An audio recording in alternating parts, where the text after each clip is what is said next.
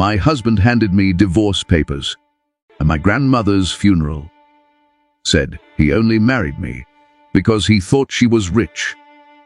But she wasn't rich, she was a janitor who sold dusty old books nobody wanted. 3 weeks later, I walked into a billionaire's gala, wearing $43 million in diamonds, and destroyed the CEO who stole my husband. Because my poor grandma, she didn't clean buildings. She owned the satellites that run the entire planet, and she left it ALL to me. This is how a pregnant black woman became the most powerful person in Silicon Valley and made everyone who betrayed her pay. My name is Zoraide Hartwell, and this is the day I stopped being invisible. Welcome to the Mr. James family channel. I'm Mr. James, and today's story is going to blow your mind. Before we start, hit that like button, subscribe to the channel, and turn on notifications because you don't want to miss what happens next. Trust me, this one's unforgettable. Now let's dive in. The cemetery stretched like a white wound across the Colorado landscape. Zoraide stood alone at the graveside, her breath forming small clouds in the frozen air. 7 months pregnant, she wrapped her arms around her belly, trying to shield her unborn daughter from the bitter cold that seemed to seep into her bones. The priest's words dissolved into the wind. She barely heard them. All she could see was the simple pine casket being lowered into the earth. Grandma Alara, the woman who raised her, the woman who taught her that books were portals and kindness was currency. Gone. Zoraide's tears froze on her cheeks. She wore the only black dress she owned, thin fabric stretched over her swollen stomach. No coat. She'd sold it last month to pay for groceries. Caspian had promised he'd buy her a new one, but that promise, like so many others, had evaporated. She glanced sideways. Her husband stood exactly 5 feet away, checking his phone. His tailored black suit probably cost more than Grandma's entire funeral. He hadn't touched her once today, hadn't held her hand during the service, hadn't put his arm around her shoulders when she sobbed. The truth was, he'd barely spoken to her in weeks. Zoraide remembered their wedding day 3 years ago. Caspian had looked at her like she was the sun itself. He'd whispered promises against her skin in their college apartment. Forever, he'd said. Through everything. But somewhere between graduation and now, his eyes had gone cold. The gravediggers began shoveling dirt onto the casket. Each thud made Zoraide flinch. She wanted to scream at them to stop, to be gentle, but her voice had abandoned her. She pressed her hand against her stomach, feeling her daughter kick. At least you'll know about her. Zoraide whispered to her belly. I'll tell you everything about your great-grandmother. Caspian's phone buzzed. He smiled at the screen, his face transforming into something almost human, almost warm. Then he looked at Zoraide, and the warmth vanished like breath on glass. He reached into his pocket and pulled out a white envelope. Zoraide, he said. His voice was flat, businesslike. The voice he used with telemarketers. She turned to him, hope flickering stupidly in her chest. Maybe he'd written her a letter. Maybe he'd found the words he couldn't speak. It's over, he said, holding out the envelope. I'm done. The world tilted. Zoraide grabbed the side of a nearby headstone to steady herself. What? The marriage. It's over. These are divorce papers.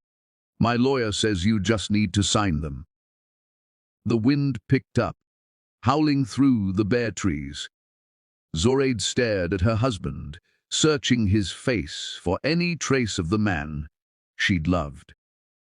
She found nothing but ice. "Caspian, my grandmother just died. I'm 7 months pregnant with your child. This can't be." "I stayed because I thought she had money," he interrupted, gesturing toward the grave. "Everyone knows those old black women who live quietly, who run small businesses. They're always sitting on some secret fortune. I thought your grandma was playing poor, that she'd leave you millions. But look at this." He waved his hand at the modest funeral, the public cemetery plot, the lack of other mourners. She was actually broke, a bookstore owner who died with nothing. "I can't raise a child in poverty, Zoraide. I grew up poor. I'm never going back." Zoraide's hands trembled. "We're not poor. You have a good job. I have ambition," he snapped. "And Sloan can help me realize it." Sloan, as if summoned, a white Lamborghini pulled up to the cemetery gates. The window rolled down, revealing a blonde woman in designer sunglasses. She waved, her smile sharp as a knife. Zoraide recognized her. Sloan Hartford, CEO of Apex Tech. She'd been at their wedding. Caspian's business connection. Zoraide had caught them talking too closely at the reception, but Caspian had laughed it off. "She's brilliant," he'd said. "And she might invest in my startup." Now, watching Sloan blow a kiss toward her husband, Zoraide understood. The late nights, the suddenly expensive suits, the way he'd stopped touching her once her belly started showing. "You're leaving me for her," Zoraide said. It wasn't a question. "She's the CEO of a tech company about to go public. She's got a penthouse in Seattle. She understands my vision. You," he looked at her pregnant form with something like disgust. "You work part-time at a bookstore and smell like old paper." The words hit harder than fists. Zoraide had loved that bookstore. Grandma's bookstore. She'd practically grown up there, running between the shelves, learning to read with her grandmother's patient guidance. "I loved you," Zoraide whispered. "You loved a version of me that doesn't exist," Caspian replied. "That college kid who thought love was enough. He's gone. I need more. Sloan gives me more." He pressed the envelope into her hands. The paper felt like poison. "Sign these. My lawyer will be in touch about custody. Though honestly, once the kid is born, Sloan and I can probably provide a better home. You should think about what's best for the child." He walked away. Just like that. Didn't look back. Zoraide watched him climb into the Lamborghini. Through the window, she saw Sloan grab his face and kiss him. Long, deep, victorious. The car pulled forward, and Sloan rolled down her window as they passed. "Thanks for the memories, honey," she called out, her voice dripping with false sweetness. "I'll send you my hand, me downs for the baby. Designer onesies are wasted on children anyway." The Lamborghini accelerated, splashing slush across Zoraide's thin black dress. The ice-cold water soaked through to her skin, but she barely felt it. She was numb, frozen from the inside out. She stood alone in the cemetery, one hand on her belly, the other clutching divorce papers. The gravediggers had finished their work. Fresh earth covered Grandma Alara's casket. Someone had placed a small wooden marker with her name, Elara Hartwell, 1943-2025. No mention of her accomplishments, no flowery epitaph. Just a name and dates, as if that was all she'd been. Zoraide sank to her knees in the snow. She didn't care about the cold anymore. Didn't care about the wetness, seeping through her dress. She pressed her forehead against the frozen ground above her grandmother's grave. "I don't know what to do," she sobbed. "He's gone. You're gone. I'm going to be a single mother with no money, no family, nothing. How do I do this alone?" The wind answered with silence.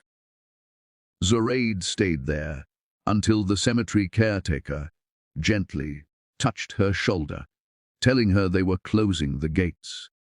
She rose slowly, her joints stiff from cold and grief. The divorce papers were crumpled in her fist, the ink running from her tears. She had nowhere to go. The apartment she'd shared with Caspian was in his name. Her part-time job at the university bookstore barely covered food. She had maybe $300 in her bank account. And a baby coming in 2 months. The caretaker called her a cab. During the ride back to town, Zoraide stared out at the passing landscape.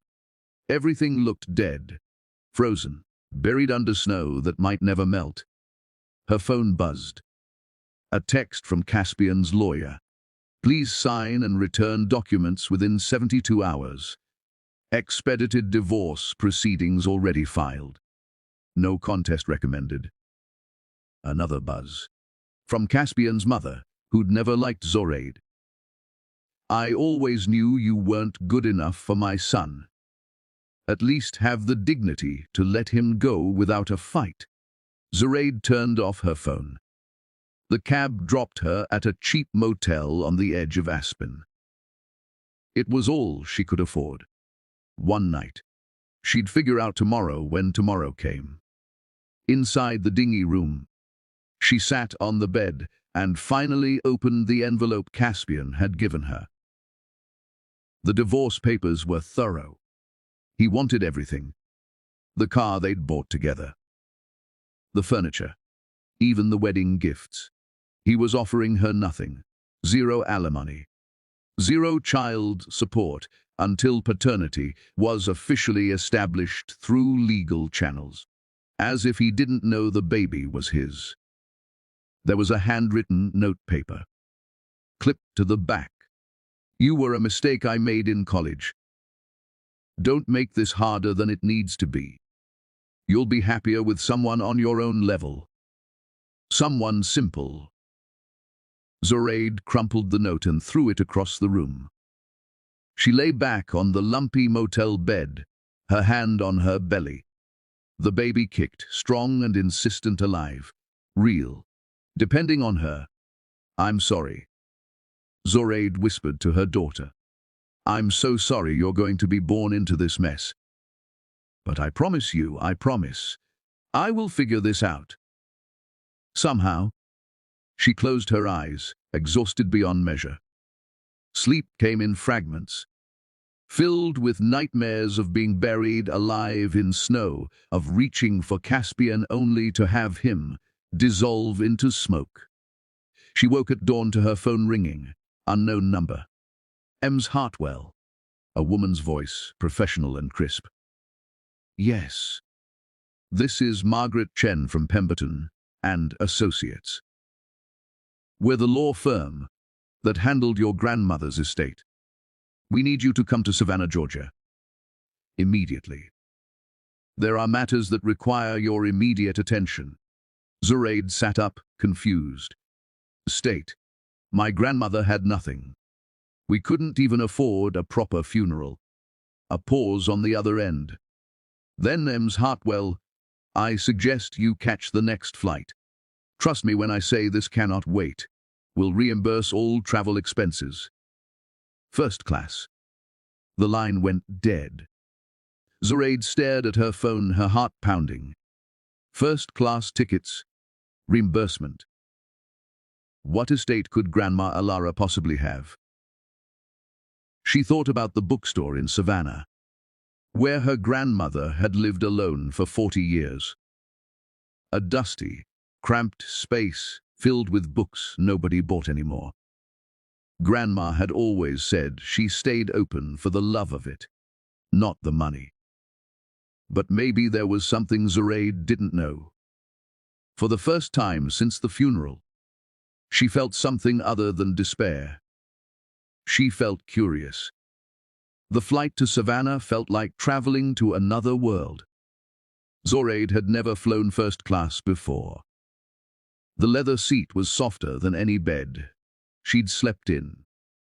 The flight attendant kept asking if she needed anything, eyeing her pregnant belly with concern.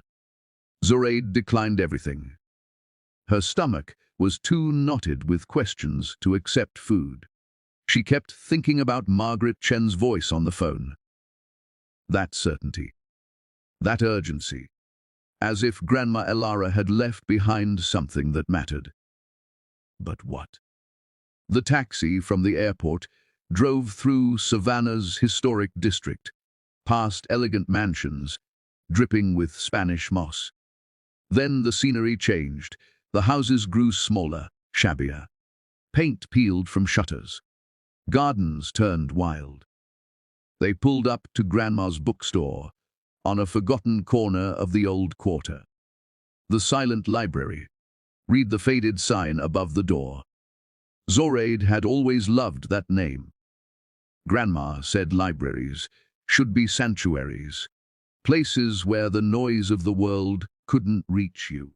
The store looked exactly as Zoraide remembered. Narrow. Dark. Windows so dusty they barely let in light. A hand-painted sign in the window, closed until further notice. Margaret Chen stood waiting by the door. She was a petite Asian woman in an impeccable grey suit, her hair pulled back severely. She looked completely out of place against the crumbling bookstore. "Ems Hartwell," she said, extending her hand. "Thank you for coming so quickly." Zoraide shook her hand, wincing slightly. Her back had been aching since the plane landed.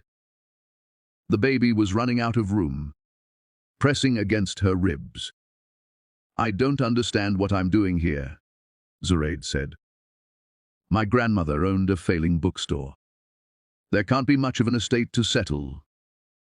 Margaret's expression didn't change. "Let's go inside." She produced a key and unlocked the door. The familiar smell hit Zoraide immediately. Old paper, leather bindings, and the lavender sachets Grandma had tucked between the shelves. For a moment, grief overwhelmed her so completely she couldn't breathe. "Take your time," Margaret said gently. Zoraide walked through the narrow aisles, running her fingers along the spines. Philosophy, history, poetry, books nobody wanted anymore in a world of screens and instant gratification. Grandma had refused to sell online, refused to modernize. "People need to hold books," she'd always said. "Need to feel the weight of knowledge in their hands." Stubborn, beautiful. Broke. "Your grandmother purchased this building in 1985, Margaret said, consulting a folder. "Paid cash. 40 years ago. This neighborhood was considered worthless. Now, similar properties are selling for over $2 million. Zoraide turned, shocked. $2 million. The land alone is worth that. But we're not here about the bookstore. Margaret walked to the back of the shop, to what Zoraide had always assumed was a storage closet. We're here about what's beneath it. She opened the closet door.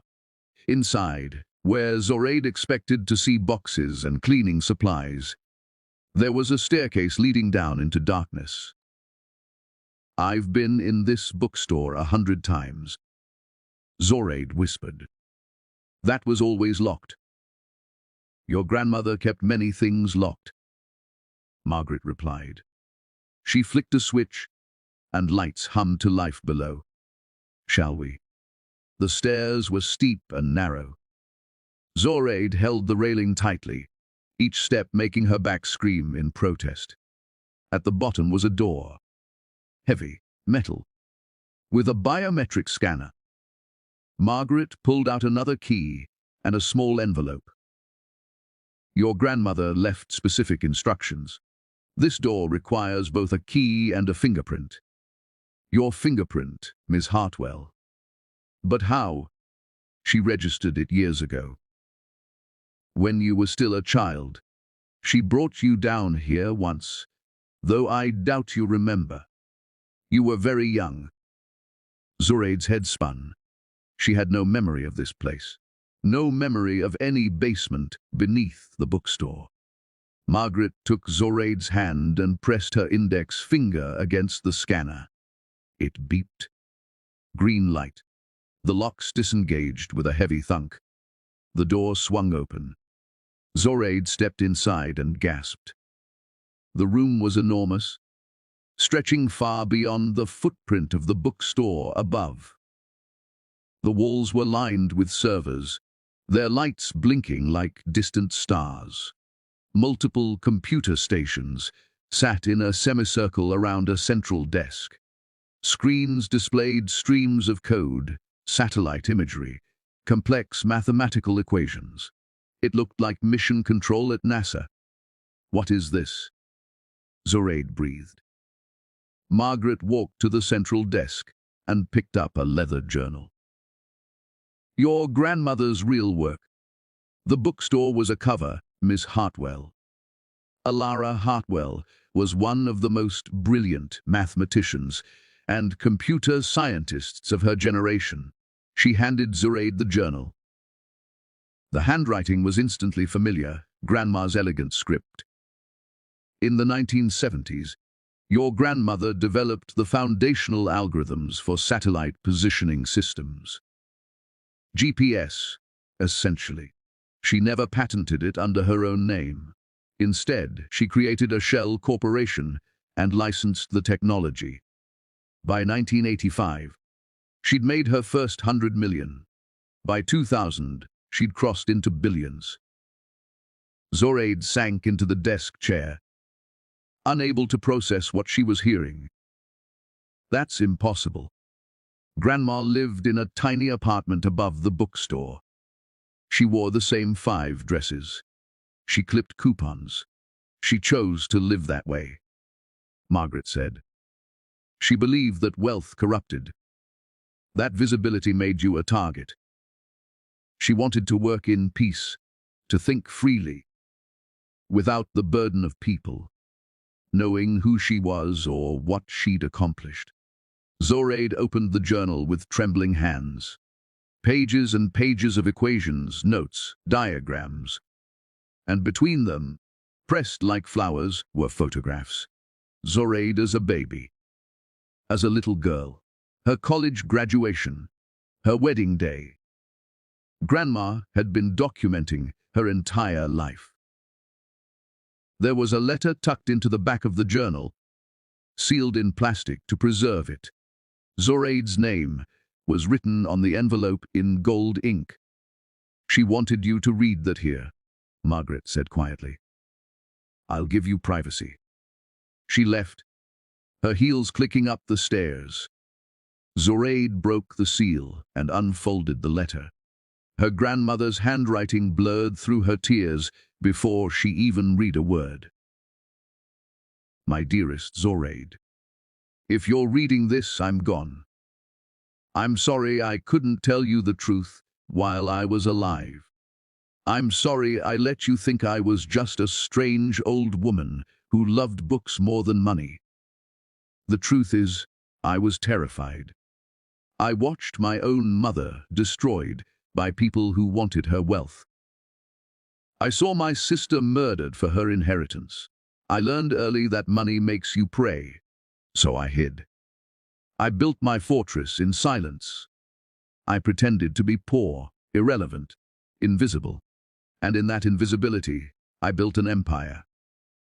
The algorithms I created don't just run GPS satellites. They run weather prediction systems, climate monitoring, global communications networks.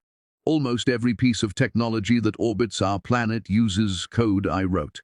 I own 51% of Apex Technologies. Yes, that Apex. The company currently run by Sloane Hartford. She thinks she's in control, but she's only ever been my employee. I allowed her to believe she'd built something herself because I wanted to see what she'd do with power. The answer, unfortunately, is that she abused it. I've been watching her, Zoraide. I've seen her manipulate stock prices, exploit her workers, steal ideas from her competitors. She's brilliant but corrupt. And now she's taken your husband. I know about Caspian's betrayal. I know he left you at my funeral. I know what they said to you. I've had private investigators monitoring him for the past year. The moment he started the affair, I knew what kind of man he really was. He married you hoping I'd make you rich. He stayed with you hoping I'd die and leave you everything. When he realized I appeared to have nothing, he moved on to someone he thought could give him the life he wanted. He doesn't know that Sloane's entire company belongs to me. To you now. Zoraide, I'm leaving you everything. Not just money, though there's approximately $47 billion in various accounts, properties, and investments. I'm leaving you power, real power, the kind that changes the world. But power is dangerous, especially for a young black woman. They'll try to tear you down. They'll question your competence. They'll claim you inherited what you didn't earn.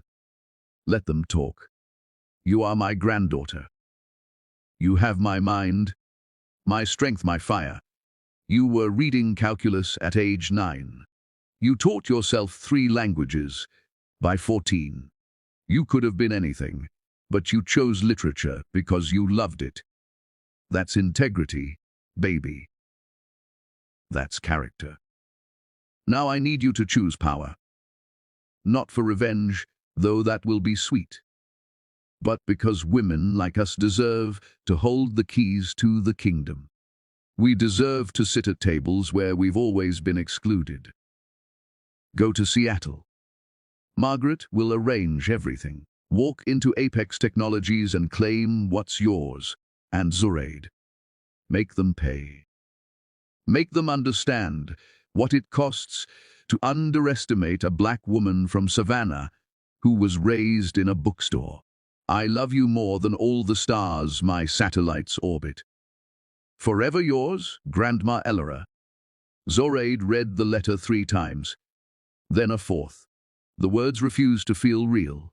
$47 billion. Controlling stake in Apex Technologies. The company Sloane ran. The company Caspian had left her to access. Zoraide started laughing. It began as a small sound, almost a hiccup, then grew into something wild and uncontrollable. She laughed until tears streamed down her face, until her stomach hurt, and the baby kicked in protest. Margaret appeared at the bottom of the stairs, concern on her face. "Cons Hartwell? Are you all right?" "My husband," Zoraide gasped between laughs, "left me for a woman who works for me." "Is that right? Did I understand the letter correctly?" Margaret allowed herself a small smile. "That's correct. Sloane Hartford is the CEO of Apex Technologies, but she owns only 23% of the company through stock options and purchases. Your grandmother maintained majority control through a series of shell corporations and offshore holdings. As of this morning, you are the primary shareholder and effective owner. Does Sloane know? No one knows. Your grandmother went to extraordinary lengths to keep her identity secret. The paperwork lists the owner as EH Trust.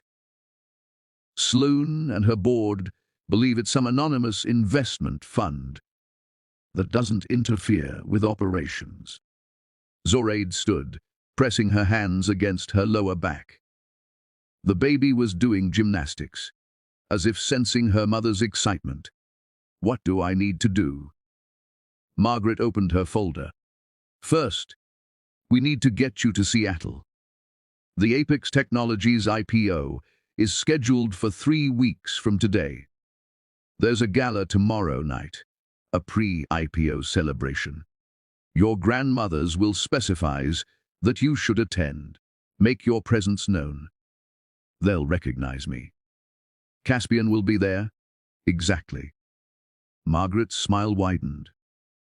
Your grandmother was very specific about the timing. She wanted you to walk into that gala as the mysterious new owner. She wanted you to see their faces when they realize who you are. Zoraide touched the journal, running her fingers over her grandmother's careful handwriting. All those years, Grandma had been protecting her, building an empire in secret, waiting for the right moment to pass it on. There's more, Margaret said. She walked to one of the servers and pulled out a flash drive. Your grandmother left you this. Instructions, passwords, access codes to everything. But also something else. Evidence. Evidence of what? Sloane Hartford's financial crimes. Insider trading, market manipulation, fraud. Your grandmother documented everything. If you choose to use it, you could destroy Sloane's career and possibly send her to prison. Zoraide took the flash drive. It was warm from the server, small and innocuous. Hard to believe something so tiny could hold so much power. My grandmother could have destroyed Sloane herself. Why didn't she? She wanted you to choose, Margaret said. Revenge is a personal decision. She didn't want to make it for you. Zoraide thought about Sloane's smirking face at the funeral. The way she'd kissed Caspian in front of her. The hand-me-downs comment. When's the next flight to Seattle? She asked. Margaret checked her phone. There's one leaving in 4 hours. First class. I've already made a reservation under your name, just in case. Book it, Zoraide said. And Margaret, I'm going to need a dress for tomorrow night's gala. Something that makes a statement. I've already contacted a designer. She'll meet you at your hotel in Seattle with options. Your grandmother left very specific instructions about your wardrobe. She had excellent taste. Of course she did. Grandma had always known exactly what Zoraide would need, even from beyond the grave. They locked up the basement and the bookstore.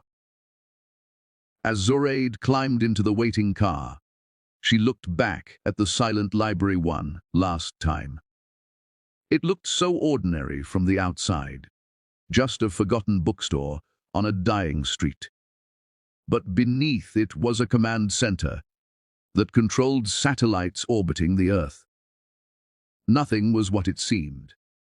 Zoraide touched her belly, feeling her daughter move.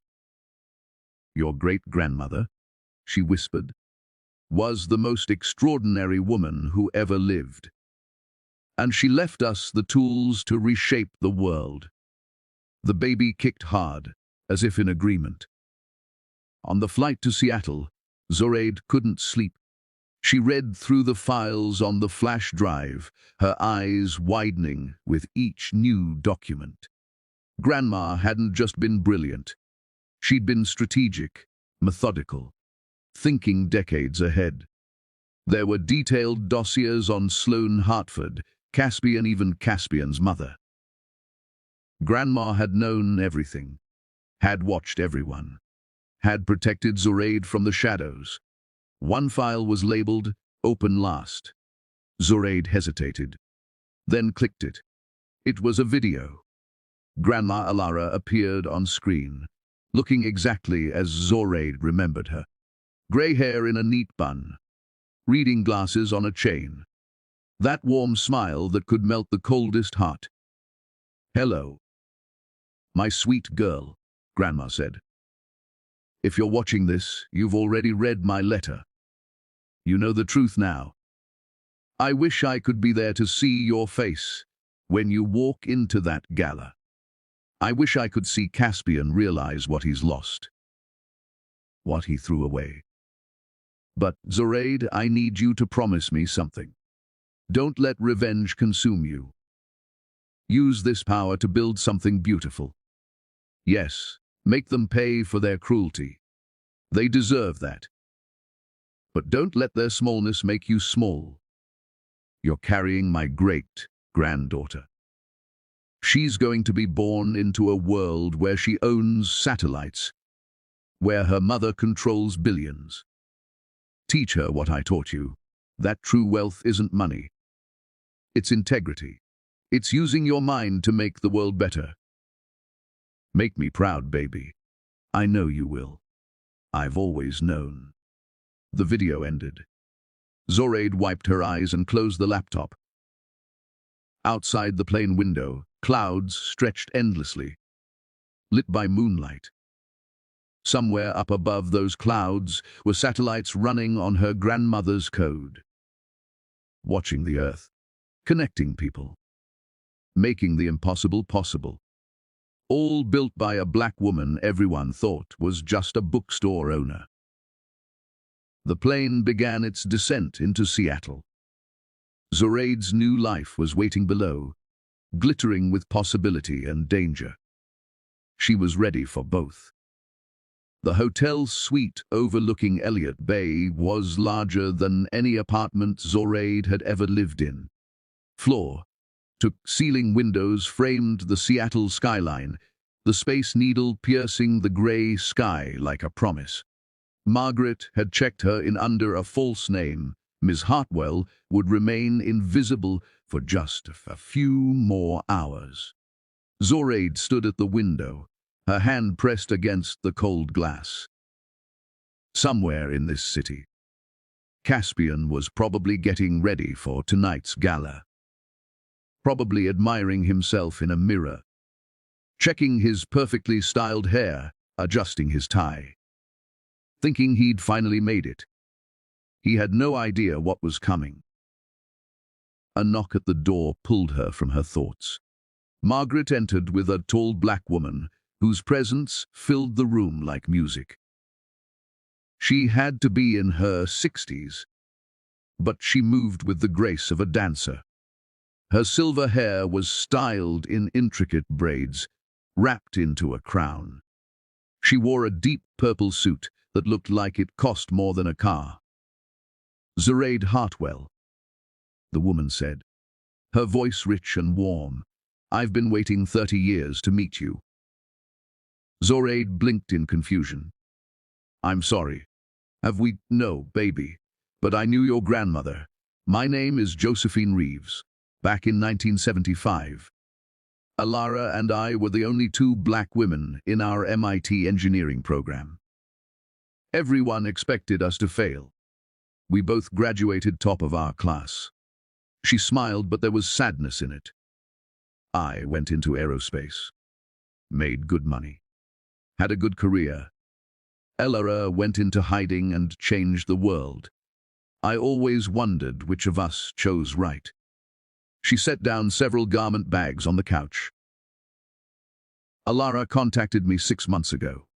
Said you'd need me. Said you'd need armor for a battle. I don't understand. Josephine unzipped the first bag. Inside was a gown that made Zoraide's breath catch. Deep emerald silk that seemed to glow with its own light. Cut perfectly to accommodate her pregnant belly, while still looking elegant, powerful. When a black woman walks into a room full of white people who think they own everything, Josephine said quietly, she can't just look good. She has to look untouchable. This dress will do that. She unzipped the second bag. Inside was a necklace that made the dress look ordinary by comparison. Diamonds and emeralds arranged in an intricate pattern that caught the light and threw it back like weapons. The heart of Savannah, Josephine said. Alara designed it herself. Had it made in Switzerland. Never wore it once. She was saving it for you. For this night. It's worth approximately $43 million. Zoraide couldn't speak. She reached out to touch the necklace, and the stones felt warm under her fingers, as if they held some of Grandma's fire. There's more, Josephine said. She pulled out a third bag. Shoes. A clutch. Earrings. Everything coordinated, everything perfect. Your grandmother thought of everything. She always did. Margaret stepped forward with a tablet. The gala starts at 7. I've arranged for a car to take you at 6:45. You'll arrive fashionably late. Make an entrance. Who do I say I am? Zoraide asked. The truth, Margaret replied. You're Zoraide Hartwell, sole heir to the Alara estate and majority shareholder of Apex Technologies. If anyone questions you, refer them to me. I'll be there, positioned near the exits. She smiled coldly. Just in case anyone needs to be escorted out. Josephine helped Zoraide into the dress. The silk slid over her skin like water. The cut was perfect, accentuating her pregnancy rather than hiding it. She looked powerful, regal, pregnant and magnificent. Your grandmother wanted the world to see you exactly like this, Josephine said, fastening the necklace around Zoraide's throat. The weight of it was substantial, grounding, carrying the next generation while claiming what's yours. There's no shame in being pregnant, despite what men like your husband might think. It's strength, creation, power. Zoraide looked at herself in the mirror and barely recognized the woman staring back. This wasn't the girl Caspian had left crying in a cemetery. This was someone else entirely. Someone dangerous. One more thing, Josephine said. She handed Zoraide a small earpiece. Margaret will be on the other end. If you need anything, information, support, an exit, just tap it twice. Margaret checked her watch. It's time. The car was a black Mercedes, so new it still had the factory smell. The driver didn't speak, just held the door open and waited for Zoraide to settle into the leather seats. As they pulled away from the hotel, Zoraide watched Seattle slide past the windows. She'd never been to this city before. Never imagined she'd be here like this, dressed in millions of dollars of jewelry, about to walk into a room and destroy the people who destroyed her. Her phone buzzed. A text from an unknown number. Don't do this. Whatever you're planning, it's not worth it. You're better than revenge. See, Caspian. Somehow, he'd gotten word she was in Seattle. Maybe someone had seen her arrive. Maybe he'd put 2 and 2 together. She deleted the message without responding. Another text, this one from Caspian's mother. You're embarrassing yourself. Showing up pregnant and alone to an event where you're not wanted. Have some dignity. Delete. A third message from Sloane's personal number. Security has been notified about a potential disturbance. Whatever you're trying to prove, you'll be removed immediately. Stay home, little girl. Zoraide smiled and turned off her phone. The gala was being held at the Columbia Tower, the tallest building in Seattle. The top floor had been transformed into a glittering wonderland of ice sculptures, champagne fountains, and Seattle's wealthiest elite. Zoraide's car pulled up to the red carpet at exactly 7:15. Camera flashes were already going off, photographers capturing the arrival of tech billionaires and venture capitalists. The driver opened her door. Zoraide took a breath, placed her hand on her belly, and stepped out. The cameras went insane. She heard the whispers immediately. Who is that? Ah, is that dress Givenchy? Look at those diamonds, are those real? Ah, is she famous? Zoraide walked slowly up the red carpet, her head high. The emerald dress caught the lights, making her look like she was wearing liquid fire. The heart of Savannah blazed at her throat. A reporter shoved a microphone toward her. "Excuse me, miss, who are you wearing?" "Josephine Reeves," Zoraide said clearly. "A black woman designer who deserves more recognition." She kept walking. At the entrance, security stopped her. A large white man in an ill-fitting suit held up his hand. "Name?" "Zoraide Hartwell." He checked his tablet, frowning. "You're not on the list." "Check again," Margaret's voice said in her earpiece. "I'm approaching from your left." Margaret appeared, her own dress simple but elegant, a folio under her arm. She handed the security guard a document. "Ms. Hartwell is the primary shareholder of Apex Technologies," Margaret said calmly. "Which means she owns this building, this event, and technically, your salary. I suggest you let her through." The guard's face went pale. He stammered an apology and stepped aside. Zoraide walked into the gala. The room was enormous, all glass walls and glittering lights. A string quartet played in one corner. Waiters circulated with champagne and hors d'oeuvres. Seattle's power players clustered in small groups, making deals and trading secrets. And there, in the center of it all, was Sloane Hartford. She wore white, of course she did. A tight dress that showed off her figure, her blonde hair in perfect waves. She was laughing at something a gray-haired man was saying. Her hand on his arm. Next to her, looking uncomfortable in a tuxedo, was Caspian. He saw Zoraide first. His champagne glass actually slipped from his fingers, shattering on the marble floor. The sound cut through the music and conversation. People turned to look.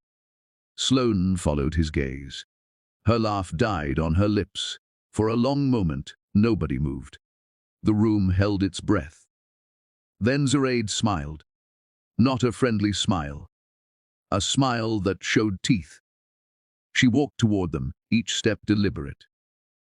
The crowd parted automatically, people pulling back, as if she carried an electric charge.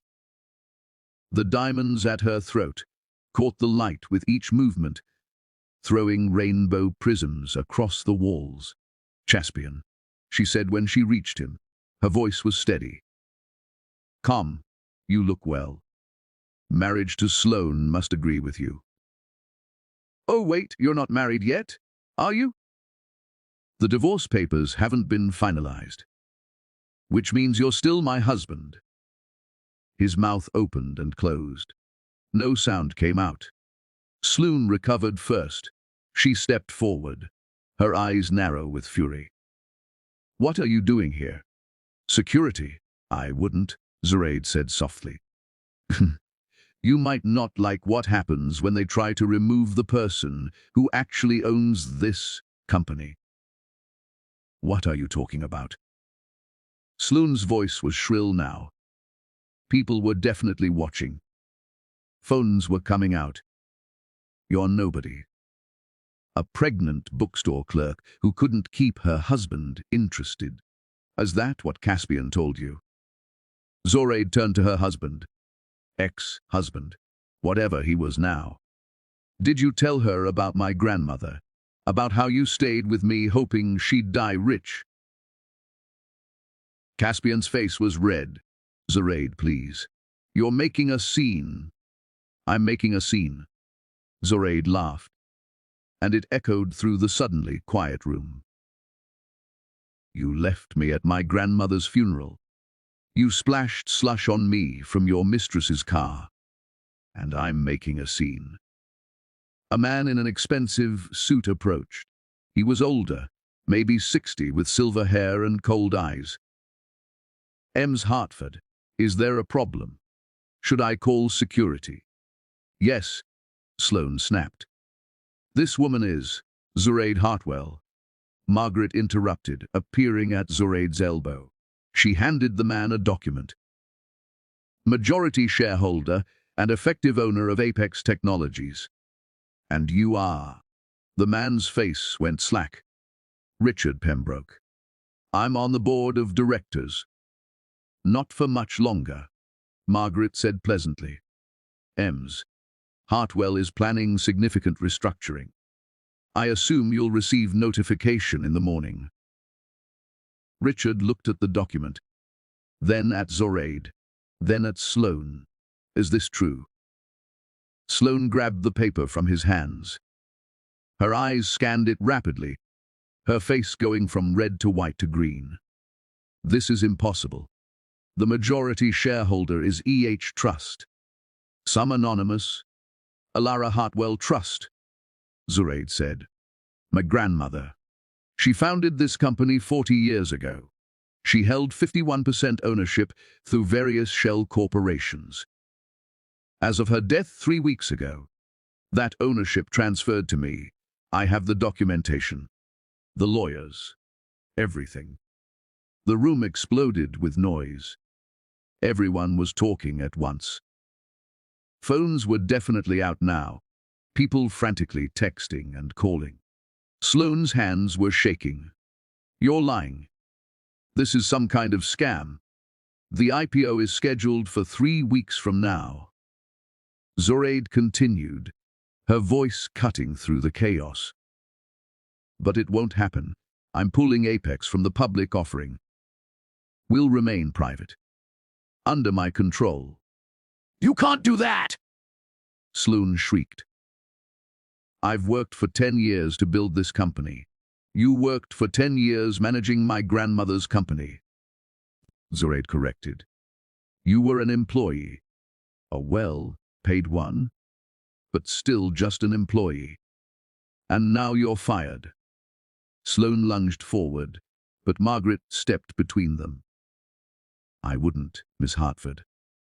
Assault is a crime. And you're already in enough legal trouble. What are you talking about? Margaret pulled out another document. Insider trading. Market manipulation.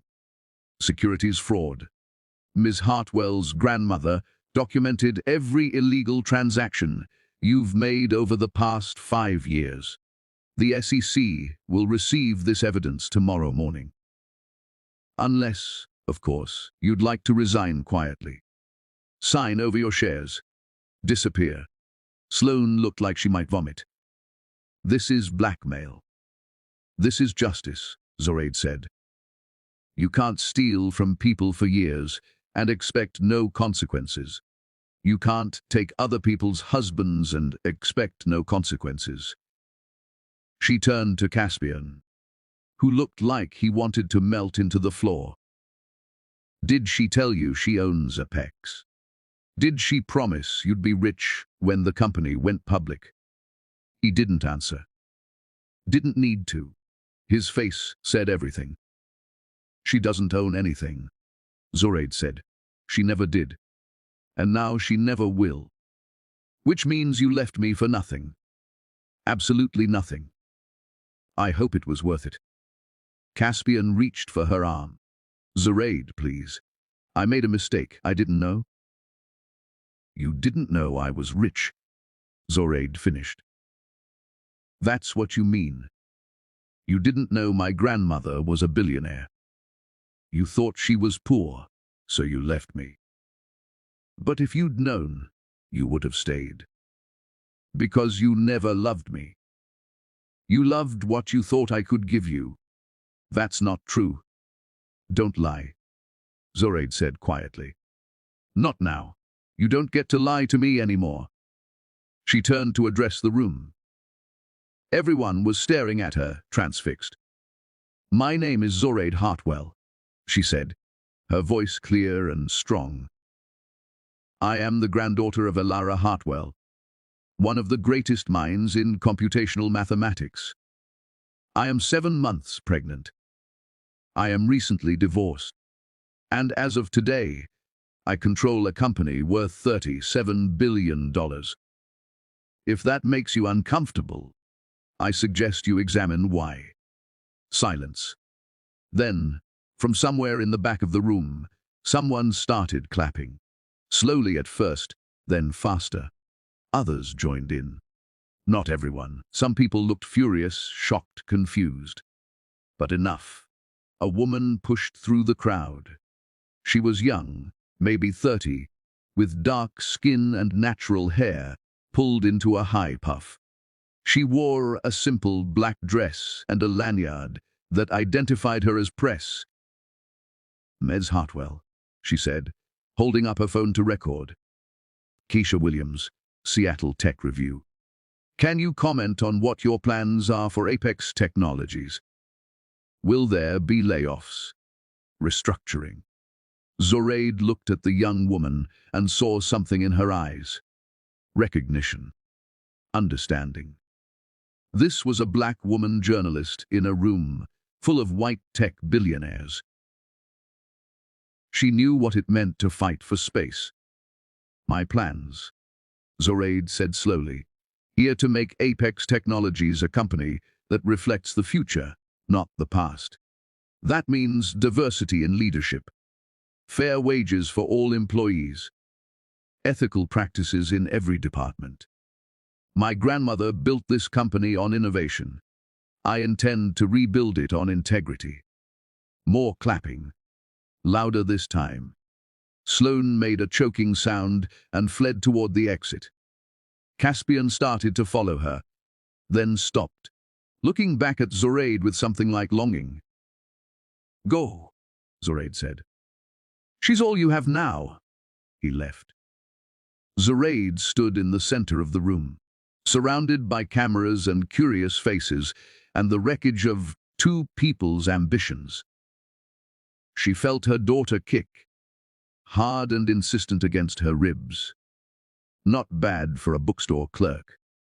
She whispered to her belly. Margaret touched her elbow. We should go. You've made your point. Any more would be excessive. But before they could leave, an elderly black man approached. He walked with a cane, but his eyes were sharp. He wore a perfectly tailored suit and an MIT class ring. Alara's granddaughter, he said. It wasn't a question. You have her fire. I'm Professor Edwin Clark. I taught your grandmother in 1973. She was the brightest student I ever had. Zoraide felt tears prick her eyes. She never talked about MIT. About any of it. She wanted to protect you, Edwin said. Wanted you to choose your own path, without the weight of her legacy. But I think she'd be proud of what you did tonight. Sometimes the world needs to see a black woman take her rightful place. Even if it makes people uncomfortable. Especially if it makes people uncomfortable. He shook her hand, then disappeared back into the crowd. Zoraide let Margaret lead her toward the exit. As they passed through the lobby, she saw Sloane in a corner, crying into her phone. Caspian stood nearby, looking lost. They'd both bet everything on a lie. Now they had nothing. Outside, the Seattle night was cool and misty. Zoraide breathed it in, feeling lighter than she had in weeks. That was incredibly satisfying, she admitted to Margaret. It was strategic, Margaret corrected, but yes. Also satisfying. Your grandmother would have enjoyed watching that. They drove back to the hotel in comfortable silence. But as Zoraide prepared for bed, removing the heart of Savannah and hanging up the emerald dress, her phone rang. Unknown number. She almost didn't answer, but something made her pick up. Ms. Hartwell? A man's voice, unfamiliar. My name is Dr. James Rutherford. I'm calling from Providence Hospital. There's been an accident. Zoraide's heart stopped. What kind of accident? A car crash. About 30 minutes ago. The driver is asking for you. She says her name is Sloane Hartford. The hospital smelled like antiseptic and fear. Zoraide's heels clicked against the linoleum as she followed the nurse through the emergency department.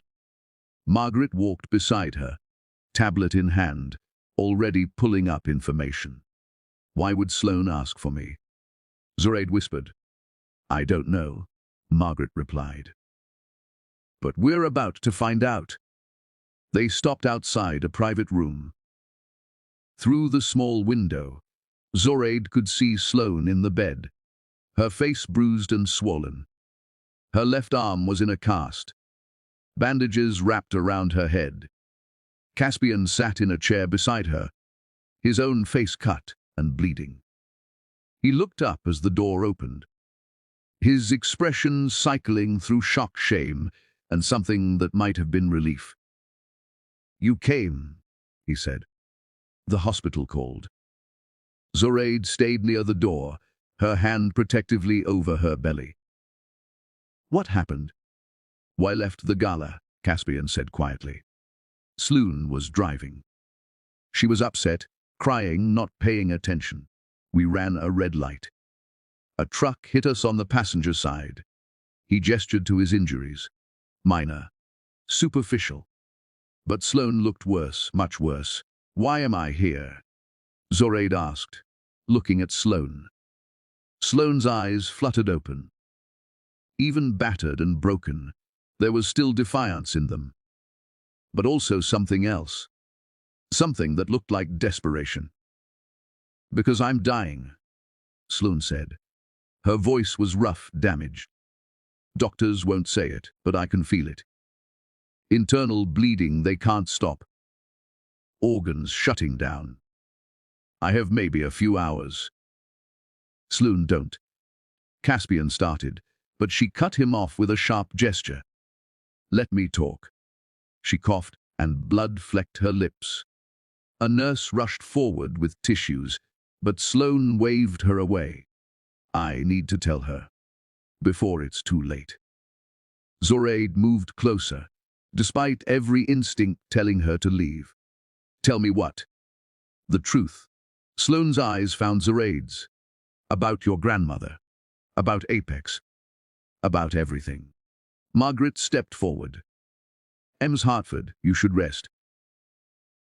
Anything you need to say can wait. No. Sloane's voice was firm. It can't.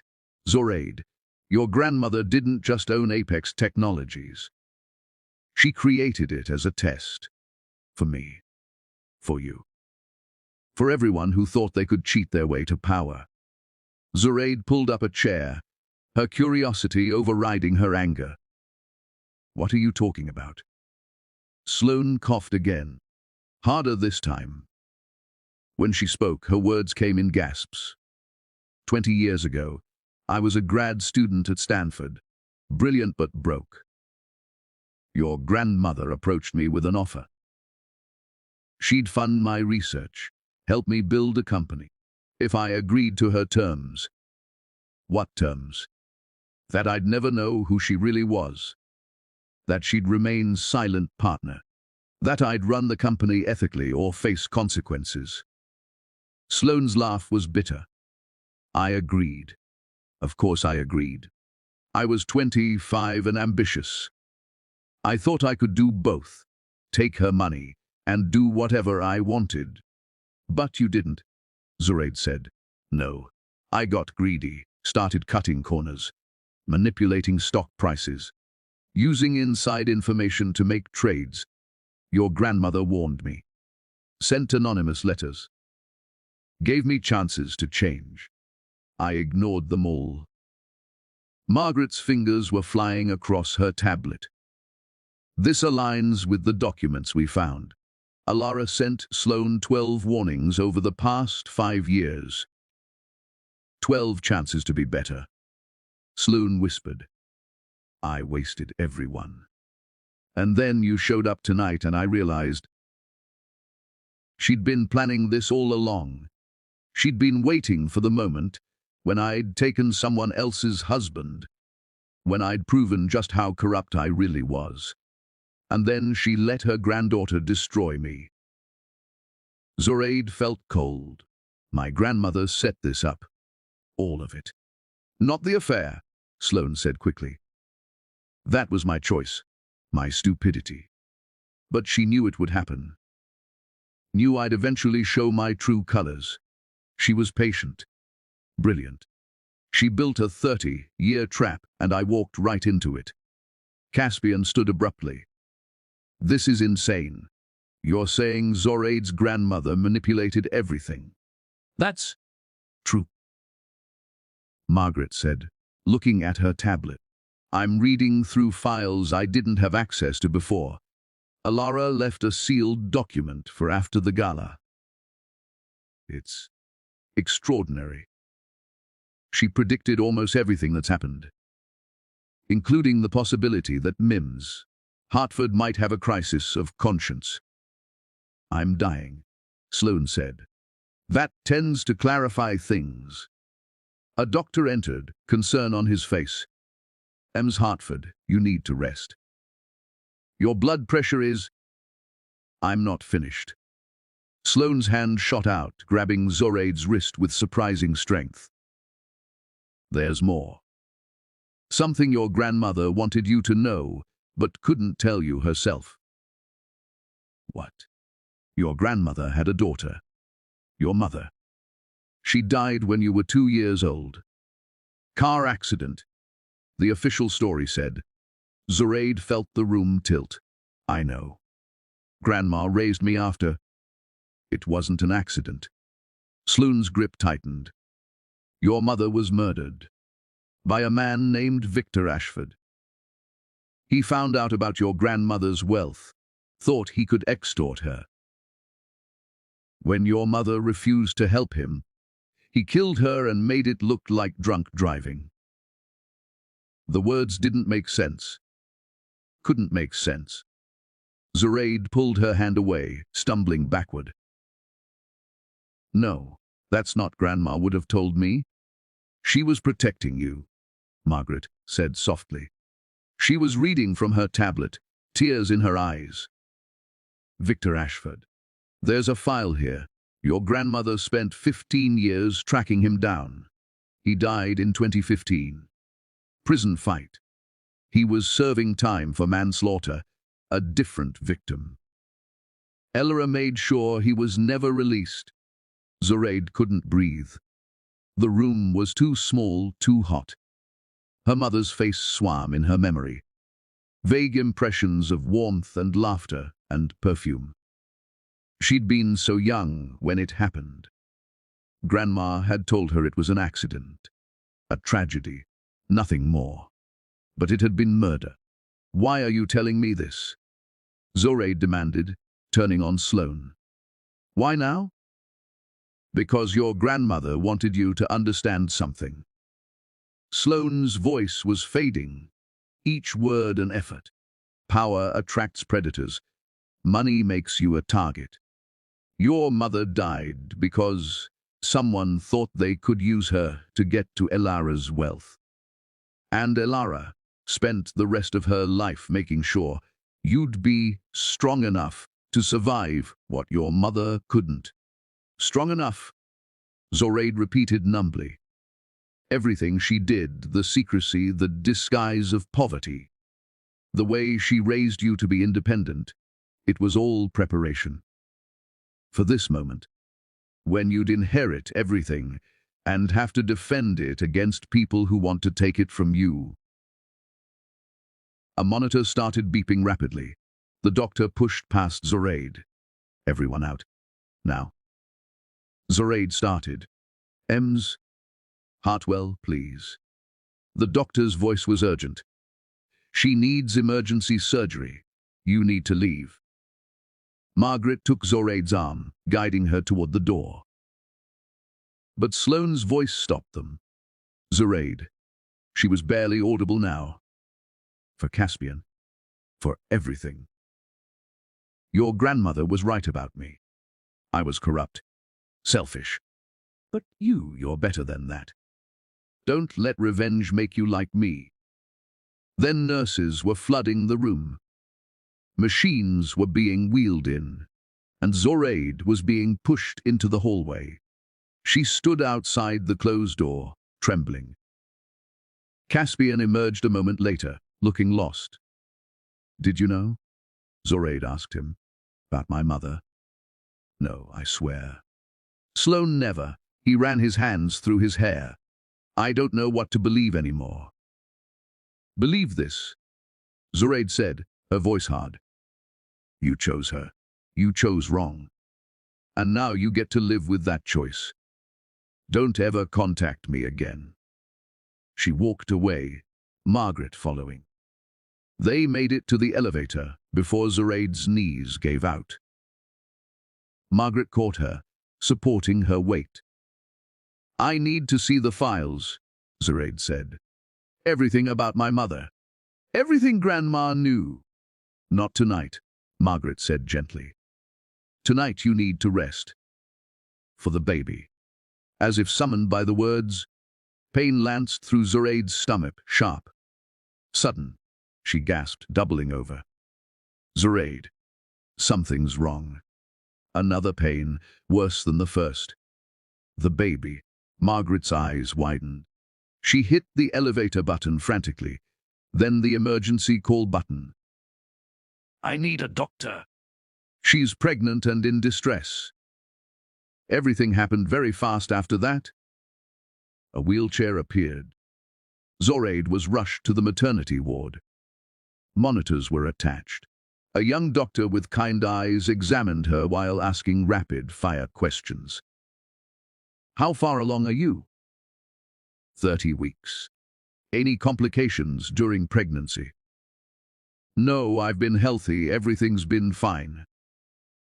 Another contraction. Not as painful as the first, but concerning. The doctor frowned at the monitor. Your blood pressure is extremely elevated. Have you been under stress recently? Margaret made a sound that might have been a laugh or a sob. You could say that. Zoraide managed. We need to monitor you for at least 12 hours, the doctor said. If your blood pressure doesn't come down, we may need to induce labor early. The baby's lungs are developed enough to survive, but we'd prefer to wait if possible. I can't have the baby now, Zoraide protested. I have a company to run. You have to stay alive, the doctor interrupted. That's your only job right now. Let me worry about the baby. You worry about staying calm. Staying calm. As if that was possible when her entire world had been turned inside out in the span of 6 hours. They moved her to a private room. Margaret made calls, rearranging meetings, cancelling appointments. Josephine appeared an hour later with comfortable clothes and Zoraide's laptop. I heard what happened, Josephine said, sitting on the edge of the bed. Both at the gala and with Sloane. How are you holding up? I don't know, Zoraide admitted. Everything is too much. The company, Caspian. What Sloane said about my mother? One thing at a time, Josephine said firmly. First, you and this baby stay healthy. Everything else can wait. But Zoraide couldn't stop thinking about it. Couldn't stop seeing her mother's face in her fragmentary memories. Couldn't stop imagining what Grandma must have felt.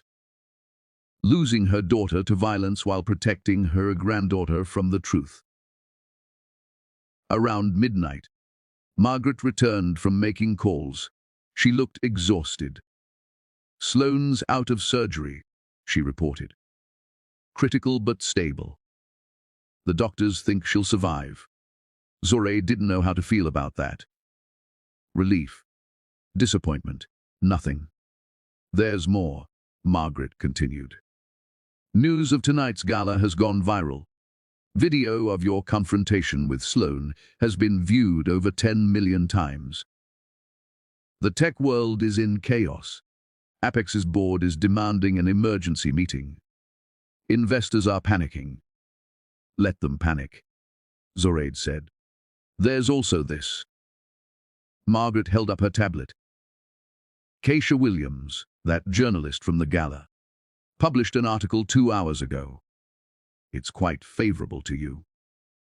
Zoraide took the tablet and read.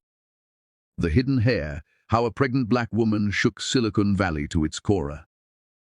By Keisha Williams. Last night, Seattle's tech elite gathered for what was supposed to be a celebration. Instead, they witnessed the unmasking of one of the industry's best-kept secrets. Elara Hartwell, the reclusive mathematician who died 3 weeks ago, was the true founder and majority owner of Apex Technologies. Her granddaughter, Zoraide Hartwell, walked into the Apex IPO gala 7 months pregnant, wearing 43 million in diamonds, and systematically dismantled the careers of 2 people who had betrayed her. But this isn't just a story about revenge. It's a story about legacy power and what happens when black women stop hiding their brilliance to make white people comfortable. Elara Hartwell could have been famous. She could have been celebrated. Instead, she worked in secret for 40 years, protecting her family from the violence that takes talented black women from us too soon. Now her granddaughter has a choice: continue hiding or step into the light and reshape an industry that has excluded women like her since its inception.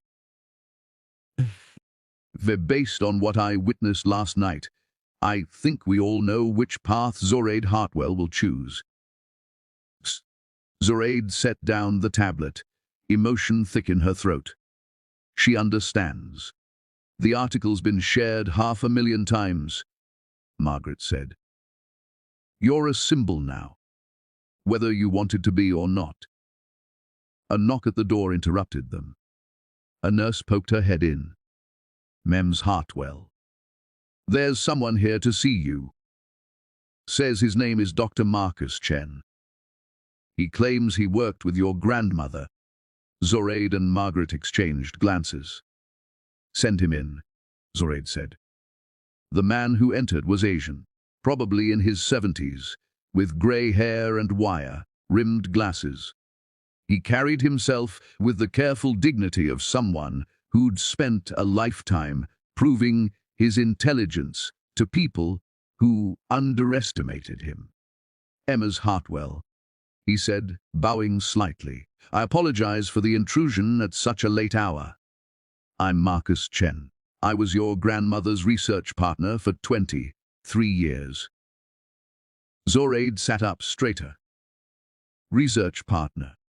She never mentioned. She mentioned very little to anyone. Marcus interrupted gently. That was her way. But she spoke of you constantly, showed me pictures, told me stories. You were her greatest pride. He pulled a chair closer to the bed. I came because Elara left instructions. If anything happened to disrupt your health during the first month after her death, I was to give you something. From his briefcase, he produced a small wooden box, ornately carved. She made me promise. Said you'd need this when the weight of everything became too much. Zoraide took the box with trembling hands. Inside was a letter and a small vial of liquid. What is this? Lavender oil, Marcus said. From the garden behind her bookstore. She used to say that when the world got too loud, lavender reminded her what silence sounded like.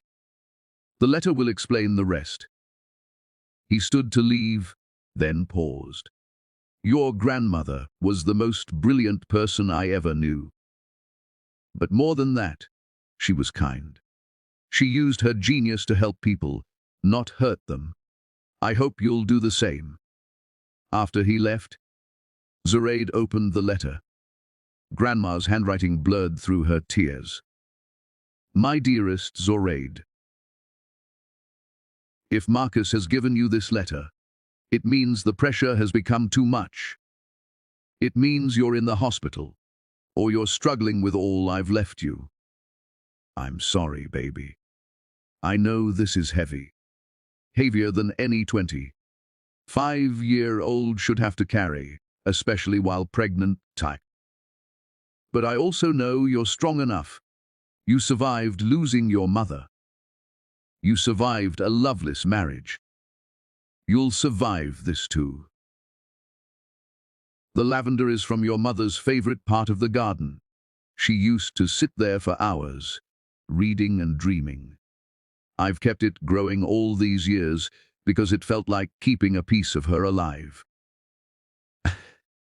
Fifth, use it when you need to remember. You come from women who survived impossible things. Your mother survived poverty and racism and violence until the day she didn't. I survived losing her, and you'll survive whatever comes next. Build something beautiful with what I've left you. Not for revenge, for creation." Grandma. Zoraide pressed the vial of lavender oil to her chest and cried. For her mother, for her grandmother. For the baby growing inside her who would never meet the extraordinary women who came before. Margaret dimmed the lights. Josephine pulled a blanket over Zoraide's shoulders. And somewhere in the hospital, Sloane Hartford fought for her life, while Caspian sat alone with his choices. The night stretched on, full of machines beeping and nurses checking vitals and the weight of a legacy. Zoraide hadn't asked for, but couldn't refuse. By morning, her blood pressure had stabilized. The baby's heartbeat was strong and steady, and Zoraide had made a decision. She was going to build an empire. Not for revenge, for her daughter, for every black girl who deserved to inherit the world. 3 weeks later, Zoraide walked into Apex Technologies' headquarters for the first time as its owner. The building was glass and steel, 70 stories of ambition piercing the Seattle sky. Her reflection stared back at her from every surface. 8 months pregnant now, wearing a perfectly tailored navy suit that Josephine had designed specifically for this moment.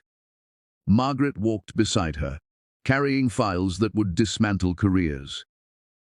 Josephine followed, her presence alone a statement. They were an army of 3 black women about to invade a kingdom built on their exclusion. The receptionist's eyes widened. "Ms. Hartwell, the board is waiting in conference room A. But I should warn you, they're not happy about. I don't pay them to be happy." Zoraide interrupted. "I pay them to be competent. We'll see if they've earned their salaries." The elevator ride to the executive floor felt endless. Zoraide pressed her hand against her belly, feeling her daughter kick. Strong, insistent, like she was saying, "Go get them, mama." The conference room doors opened to reveal 12 men and 2 women sitting around a massive table. All white except for one man who looked vaguely Hispanic. All over 50 except for one woman who couldn't be more than 40. This was Apex's leadership, the people who'd grown rich on Grandma's innovations, while never knowing her name. Richard Pembroke sat at the head of the table, his expression sour. "Ms. Hartwell, we were beginning to think you wouldn't show." "I'm 2 minutes early," Zoraide replied, checking her watch. which is 2 minutes more respect this board has shown me since my grandmother's death. She took the seat at the opposite end of the table. Margaret and Josephine flanked her like queens guarding their princess. "Let's be clear about something," Richard said, his voice dripping with condescension. "Your grandmother may have been a silent investor, but this company was built by the people in this room.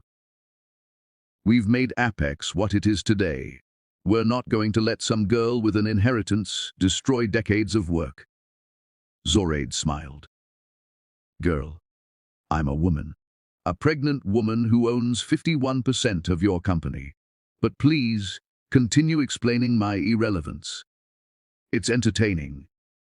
One of the women, Judith something, CFO according to her nameplate, leaned forward. "Ms. Hartwell, we understand you're emotional right now. Pregnancy hormones, grief over your grandmother, the situation with your husband, ex-husband," Zoraide corrected coldly. "And if you ever attribute my business decisions to hormones again, you'll be updating your LinkedIn profile." By lunch, Judith's mouth snapped shut. Margaret stood, distributing folders to each board member. "What you're looking at are performance reviews compiled by Ms. Elara Hartwell over the past 15 years. She may have been silent, but she was watching.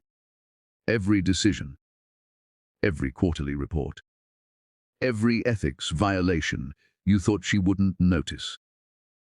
The room went silent as people opened their folders. Faces paled, someone swore softly. "Richard," Zoraide said, looking directly at him. "In 2019, you approved a contract with a supplier known for using child labor because their bid was 3% lower than competitors. My grandmother flagged this. You ignored her concerns. That was never proven. It's proven in the documents in front of you, with your signature, your approval."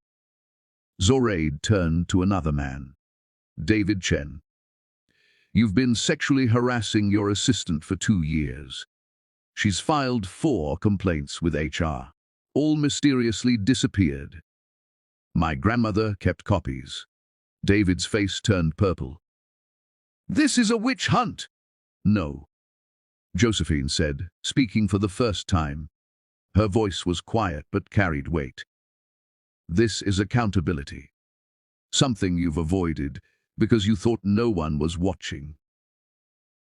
Zoraide stood, her hands pressed against the table. "Here's what's going to happen. 6 of you are fired, effective immediately.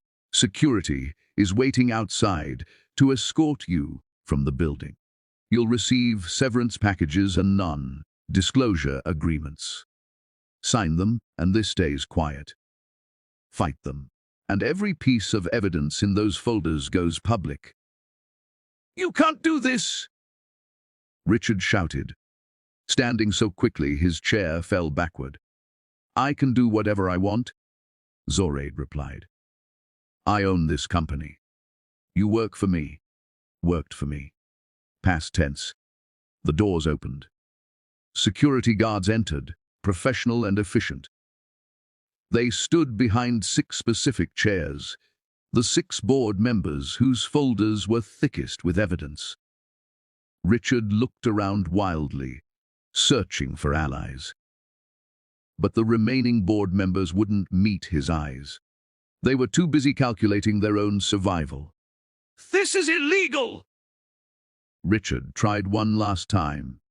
Margaret pulled out her phone, showing him a screen. "I have the SEC on speed dial. Would you like me to share these documents with them instead? I'm sure they'd be fascinated by your insider trading activities in 2022. Richard grabbed his folder and stormed out, the security guard following. One by one, the others left. David was crying. Judith looked like she might faint. When the room cleared, Zoraide addressed the remaining 8 board members. Anyone else want to test me? Silence. Good. Now let's talk about the future of this company. She pulled up a presentation on the screen. Apex Technologies is going to lead the industry in ethical AI development. We're going to pay our employees living wages. We're going to prioritize diversity in hiring and promotion. We're going to use our patents to help developing nations access technology they couldn't otherwise afford. That will destroy our profit margins, someone protested weakly. No, Zoraide said. It will make us better. My grandmother didn't spend 40 years building this company so you could squeeze every penny from it at the expense of human dignity. We're going to prove that profit and ethics aren't mutually exclusive. The presentation continued for an hour. By the end, some board members looked intrigued. Others looked terrified. All of them understood. Apex Technologies under Zoraide Hartwell would be nothing like Apex under Sloane Hartford. As the meeting concluded, the youngest board member, a woman named Patricia who'd stayed silent until now, approached Zoraide. "Thank you," she whispered. "I've been trying to push for changes like this for 3 years. They always shut me down." "Not anymore," Zoraide promised. Walking out of the building, Zoraide felt lighter despite carrying an 8-month pregnancy. Margaret was grinning. Josephine looked proud. "Your grandmother would loved watching that," Josephine said. Zoraide's phone buzzed. A text from an unknown number. "I saw the news. You're magnificent. I'm sorry for everything. See." She blocked the number without responding. Another text, this one from Keisha Williams. "Interview request. The world wants to hear your story in your own words." Zoraide paused, then replied, "Next week. After my daughter is born. Let's talk about building the future, not dwelling on the past." That night, back at her hotel, Zoraide stood at the window overlooking the city. Lights stretched endlessly, each one representing a life, a dream, a possibility. Her daughter kicked hard, and Zoraide laughed. "You're going to be a fighter, aren't you? Good. You'll need to be." She opened her laptop, drafting the speech she'd give at Apex's restructuring announcement. Not about revenge. Not about Caspian or Sloane, or anyone who doubted her. About vision. About the world her daughter would inherit. About making sure no black girl ever had to hide her brilliance to survive. The contractions started during the press conference. Zoraide was mid-sentence, explaining Apex's new ethics initiative to a room full of journalists, when pain seized her abdomen like a fist clenching. She gripped the podium, her breath catching. Margaret noticed immediately, standing from her seat at the side of the stage. But Zoraide held up one hand. "Wait. As I was saying," she continued, her voice only slightly strained, "Apex Technologies will redirect 20% of annual profits towards STEM education for underprivileged communities, starting with programs specifically for young black girls." Another contraction. Stronger. Zoraide's water broke, soaking through her dress onto the stage floor. The room erupted. Cameras flashed frantically. Journalists shouted questions. Margaret rushed forward, but Zoraide finished her sentence. "Because the next generation deserves better than we had." Meeting adjourned. Then she let Margaret and Josephine rush her offstage, into the waiting car, toward the hospital where everything would change again. The labor lasted 14 hours. Painful, exhausting, transformative. Zoraide had never felt more alone or more powerful. Her body was doing something impossible, something men would never understand, creating life while simultaneously maintaining death grip on consciousness. Josephine held one hand. Margaret held the other. Both women whispered encouragement, while Zoraide screamed and pushed and wondered. If this was how her mother had felt, bringing her into the world 26 years ago, at 3:47 a.m., her daughter was born. Perfect. Screaming. Alive. The nurse placed her on Zoraide's chest, and time stopped. This tiny human, with her grandmother's nose and her mother's chin and infinite possibility in her clenched fists. "What's her name?" the nurse asked gently. Zoraide hadn't been certain until this moment. But looking at her daughter, feeling the weight of 3 generations of black women who'd fought and survived and built empires in secret, she knew. "Alara," she whispered. "Lara Justice Hartwell." The baby quieted at the sound of her name, her dark eyes opening to study her mother's face with surprising focus. "Your great-grandmother would have loved you," Zoraide told her daughter. "Would have taught you mathematics and poetry, and how to hide your brilliance until the exact right moment to unleash it." Josephine was crying. Margaret was trying not to. Even the nurse looked moved. They moved Zoraide to a private recovery room. She dozed fitfully, waking every time the baby made a sound. Each time, a nurse assured her everything was fine. This was normal, this was motherhood. This was the beginning. At dawn, there was a knock at the door. Zoraide expected another nurse, but instead, Professor Edwin Clark entered, the elderly man from the gala. He carried a small wrapped box. "I hope I'm not intruding," he said. "I heard about the birth. I wanted to bring something your grandmother left in my care."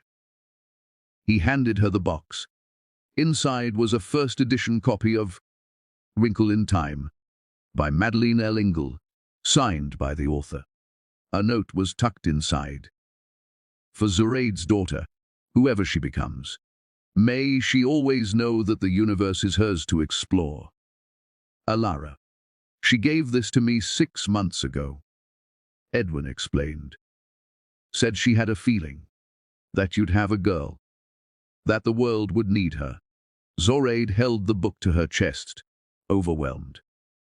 Even in death, Grandma was still protecting them, still planning, still loving from beyond the grave.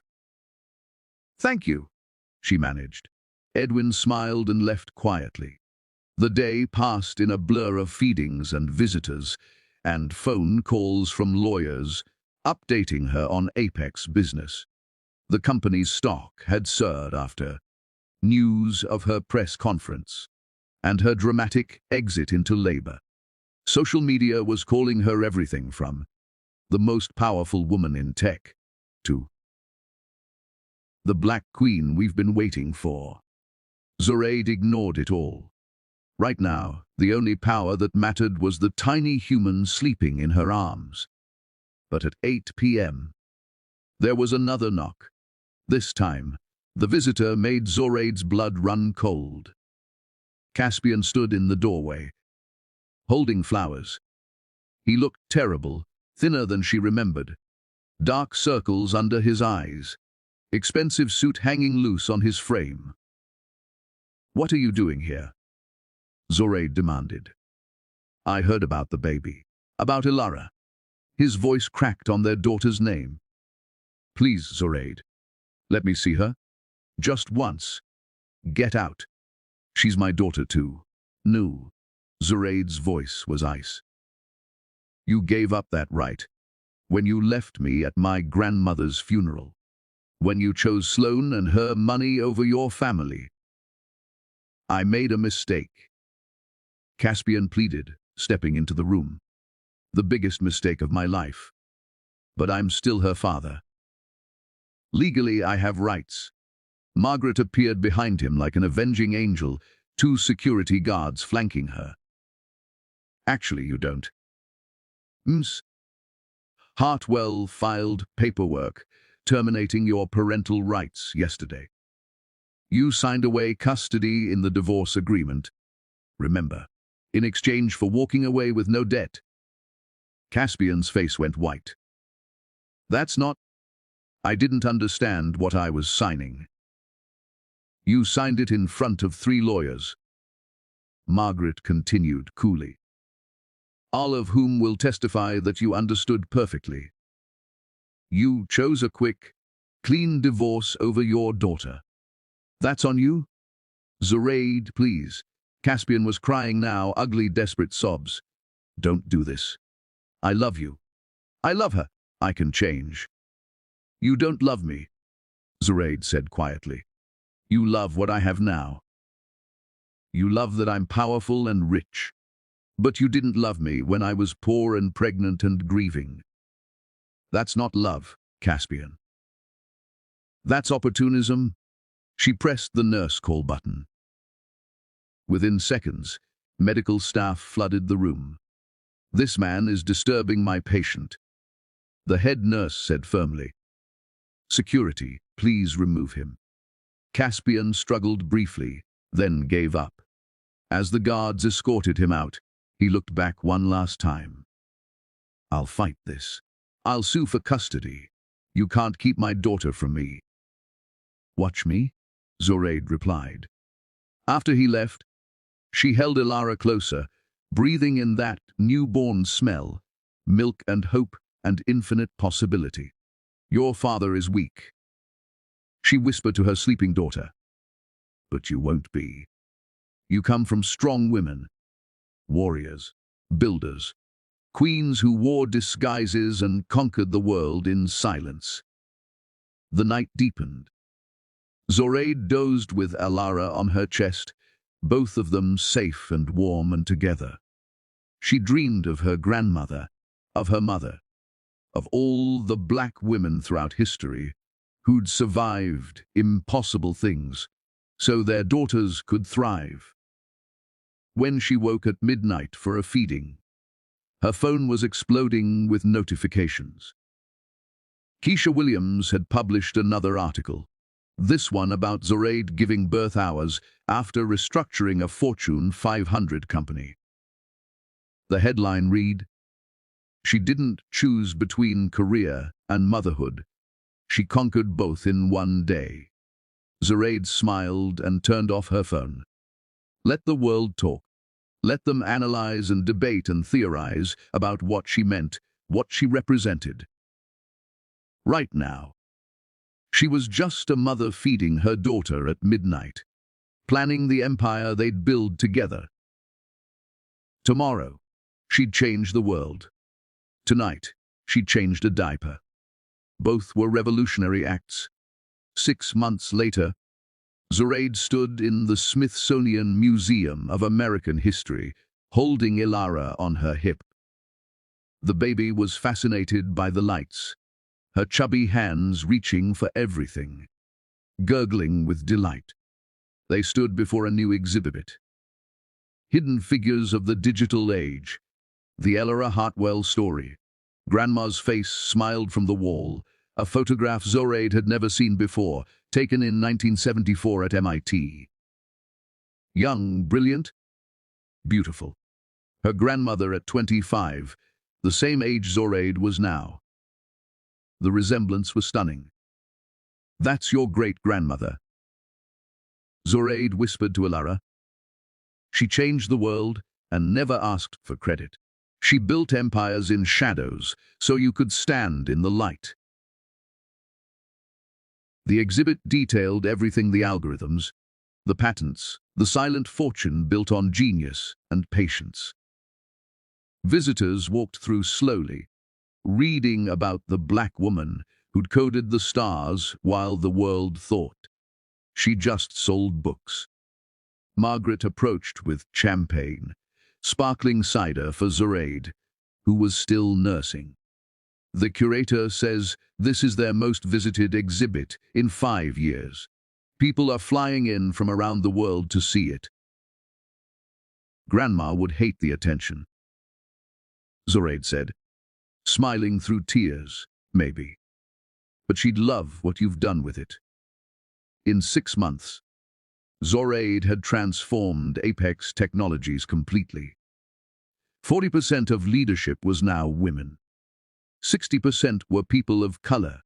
They'd launched scholarship programs that had already sent 500 underprivileged students to college. Their ethical AI initiative was being studied by governments worldwide. The company's value had tripled. Profit and integrity together. Just like Grandma had believed possible, a commotion at the exhibit entrance made Zoraide turn. Sloane Hartford stood there, walking with a cane, her face still bearing scars from the accident. She looked smaller somehow, diminished. Their eyes met across the room. Sloane hesitated, then approached slowly. "I wasn't sure if I should come," Sloane said quietly. "But I needed to see this, to see her. You nearly died trying to steal what was never yours." Zoraide replied, her voice neutral. "I know. I've had 6 months to think about that. About everything." Sloane looked at the exhibit, tears streaming down her face. "She gave me chances. So many chances. And I wasted every one because I thought I was smarter than her. Then you. Then everyone." She pulled an envelope from her purse. "I'm leaving Seattle. Going back to school, actually. Getting a degree in ethics and business. Trying to understand how I became the person who could do what I did. These are the signed documents transferring my remaining Apex shares to your education fund."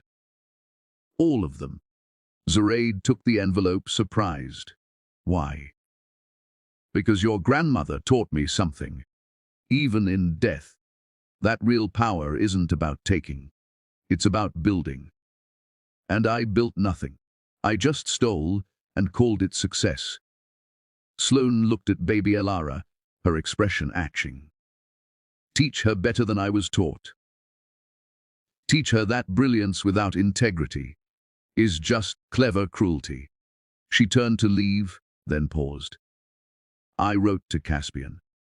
Told him to stop the custody fight. Told him what you already know. He doesn't deserve to be her father. Some men don't deserve the women who love them." Sloane walked away, her cane tapping against the marble floor. Zoraide watched her go, feeling something shift in her chest. Not forgiveness exactly, but release. The weight of anger she'd been carrying lightened just slightly. "Was that the bad lady?" a voice asked. Zoraide turned to find a little black girl, maybe 7 years old, standing beside her. The girl was staring at the exhibit with wonder. "As the lady in the picture your grandma?" the girl asked. "Yes," Zoraide said, kneeling down. "She was very special. My teacher says she was a genius. That she proved black girls can do anything." The girl's eyes were bright with hope. "I want to be like her. I want to code satellites." Zoraide had her throat tighten. "What's your name?" "Maya." "Maya. Can I tell you a secret?" Zoraide waited for the girl's nod. "My grandmother would say you don't want to be like her. You want to be like yourself. Better than her. Braver. Louder." She had to hide. "You don't." The girl's mother approached, apologizing for the interruption. But Zoraide waved her off. "Wait." She pulled out a business card. "This is my direct email. When Maya is ready for college, contact me. Full scholarship to any school she wants. Computer science, engineering, whatever she dreams." The mother gasped. Ems. Hartwell, we couldn't possibly. You can. And you will. Because that's what my grandmother's legacy is for. Making sure brilliant black girls never have to hide their light. They left, the mother crying, Maya clutching the business card like treasure. Josephine appeared, elegant as always, carrying a garment bag. It's almost time. Right. The dedication ceremony was starting in 10 minutes. They moved to the museum's main auditorium. 500 seats, all filled. Journalists lined the walls. Cameras everywhere. Zoraide walked to the podium, Elara still on her hip. She'd refused to leave her daughter with a nanny for this. Elara was part of this legacy. She deserved to be here, even if she wouldn't remember. My grandmother used to say that the loudest person in the room is usually the weakest. Zoraide began. She lived her entire life, proving that silence can be more powerful than noise. That building in shadows can change the world more than performing in spotlights. She looked at the faces in the audience. Black women, young girls, men of all races who'd come to honor a genius they'd never heard of until 6 months ago. But I think Grandma was only partly right. Yes, she changed the world in silence. But now we know her name. Now we tell her story. And the next generation of brilliant black girls won't have to choose between recognition and safety. They'll have both, because women like Ara Hartwell built the foundation. Elara babbled loudly, reaching for the microphone. The audience laughed warmly. My daughter will grow up knowing her great-grandmother's name. Zoraide continued, her voice thick with emotion. Will grow up understanding that black women have always been geniuses, always been innovators, always been the backbone of progress, even when history tried to erase us. She pulled out her grandmother's journal, the one from the bookstore basement. Grandma wrote in here, wealth is not money. Wealth is integrity. Wealth is using your mind to make the world better. She lived that truth every day. And now, so will we. The unveiling came next. A statue of Elara Hartwell, young and brilliant, her hand reaching toward the stars. It would stand in the museum permanently, a reminder of the invisible women who built the future. As the covering fell away, Zoraide wept. Openly, messily, not caring who saw.